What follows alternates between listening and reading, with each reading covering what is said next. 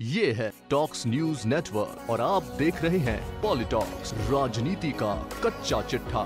आज हम बात सुपरहिट फिल्म शोले से करेंगे। इस फिल्म का खबर में उल्लेख इसलिए कर रहे हैं कि इसका एक संवाद है जो देश की भारतीय जनता पार्टी के ऊपर फिट बैठता है। फिल्म शोले में अमजद खान गब्बर सिंह बने थे और गब्बर सिंह का डायलॉग, कितने आदमी थे? सरदार 2 आदमी थे। वो 2 थे और तुम 3। अब बात आगे बढ़ाते हैं। फिल्म शोले की तर्ज पर ही भारतीय जनता पार्टी को देश में जहां भी राज्यसभा चुनाव में 1 या 2 सीटें जीतने की संभावना रहती है, लेकिन वह उससे अधिक अपने उम्मीदवारों को चुनावी मैदान में खड़ा कर सभी का सियासी गणित उलझा कर रख देती है। इसको हम अगर सरल भाषा में समझें तो भाजपा के लिए जिस राज्य से 1 सीट राज्यसभा के लिए जीतने की गारंटी है, लेकिन वह 2 उम्मीदवारों को खड़ा कर आखिरी मौके तक सियासी गणित उलझाती रही है। इसी वर्ष जून महीने में हुए गुजरात, मध्य प्रदेश और राजस्थान में भी भारतीय जनता पार्टी ने अपने अधिक उम्मीदवारों को खड़ा कर विपक्षी पार्टियों का समीकरण बिगाड़ने की कोशिश की थी। हालांकि भाजपा इस नए खेल में सफल नहीं हुई। अब हम बात करेंगे देश के सबसे बड़े राज्य उत्तर प्रदेश की। 1 अगस्त को राज्यसभा सांसद अमर सिंह के निधन के बाद उत्तर प्रदेश से राज्यसभा की 1 सीट खाली हुई है। पिछली बार की तरह यहाँ भी भाजपा ने 1 सीट के लिए अपने ही 2 उम्मीदवारों को चुनावी मैदान में खड़ा करके उत्तर प्रदेश की राजनीति को फिर से पशुपेश में ला दिया। लेकिन इस बार भाजपा का यह दांव गले की फांस बना हुआ है। वह कुछ इस प्रकार है। भारतीय जनता पार्टी ने उत्तर प्रदेश राज्यसभा चुनाव के लिए पहला मुस्लिम उदारवादी चेहरा सैयद जफर इस्लाम का पर्चा नामांकन कराया। उसके बाद भाजपा केंद्रीय आला कमान से ब्राह्मण लोबी से आने वाले गोविंद नारायण शुक्ला का भी राज्यसभा चुनाव के लिए नामांकन करा दिया गया। हालांकि प्रदेश में राज्यसभा चुनाव के लिए आज शाम तक नाम वापस लेने का अंतिम दिन भी है, लेकिन भाजपा केंद्रीय आला कमान तय नहीं कर पा रहा है कि वह कौन से उम्मीदवारों को प्राथमिकता दे। राज्यसभा की 1 सीट के लिए यूपी में भी उतारे 2 उम्मीदवार, लेकिन अब उल्टा पड़ता दिख रहा है खुद का ही वार। ब्राह्मण प्रत्याशी शुक्ला का नामांकन करवाते हैं वापस तो पहले से नाराज चल रहे ब्राह्मणों की नाराजगी 2022 में पड़ेगी भारी, और अगर नहीं तो मुसलमानों से तो पहले से नाराजगी चल रही है भारी।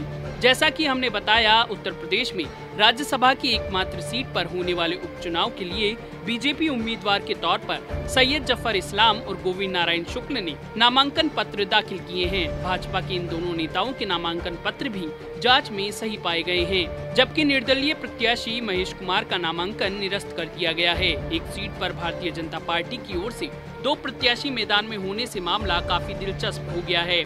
शुक्रवार को नामांकन वापसी की आखिरी तारीख है। ऐसे में देखना होगा कि जफर इस्लाम और गोविंद नारायण शुक्ला में से कौन अपना नाम वापस लेता है। इन दोनों प्रत्याशियों में से एक को तो नाम वापस लेना पड़ेगा। आज शाम तक पता लगेगा कि दोनों में से किस प्रत्याशी को भाजपा प्राथमिकता देती है।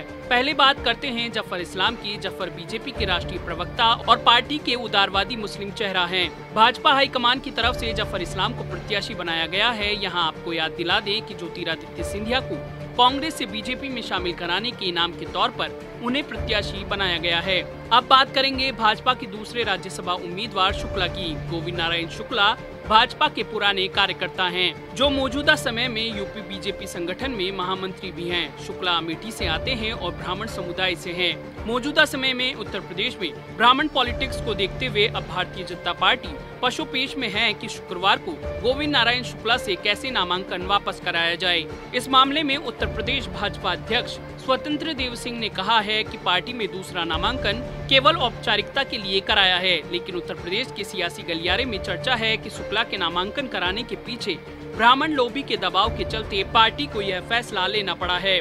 राजस्थान में राज्यसभा की 3 सीटों के लिए 19 जून को हुए चुनाव में संख्या बल के मुताबिक 2 सीटों पर कांग्रेस और 1 सीट पर बीजेपी के उम्मीदवार की निर्विरोध जीत तय थी। ऐसा तब संभव था जब कांग्रेस के 2 और बीजेपी की ओर से 1 उम्मीदवार मैदान में होते। तब तीनों सीटों पर निर्विरोध चुनाव संपन्न होता, लेकिन ऐसा नहीं हुआ। कांग्रेस ने केसी वेणुगोपाल और नीरज डांगी को अपना प्रत्याशी बनाया। वहीं भाजपा ने पहले राजेंद्र गहलोत और फिर ओंकार सिंह लखावत को भी अपने दूसरे प्रत्याशी के रूप में चुनावी मैदान में उतार दिया था। यहाँ हम आपको बता दें कि राजस्थान में विधानसभा की 200 सीटें हैं। भाजपा और कांग्रेस के दो प्रत्याशी खड़े होने के बाद एक प्रत्याशी को जीतने के लिए 51 वोट चाहिए थे। संख्या बल के अनुसार सत्तारूढ़ कांग्रेस पार्टी का पलड़ा भारी था, लेकिन फिर भी भारतीय जनता पार्टी ने सियासी उठापटक और बाड़ेबंदी की, लेकिन भाजपा का यह सियासी दांव सफल नहीं हुआ था और आखिरकार चुनाव के बाद कांग्रेस के केसी वेणुगोपाल और नीरज डांगी राज्यसभा चुनाव में विजयी घोषित हुए। वहीं भाजपा के उम्मीदवार राजेंद्र गहलोत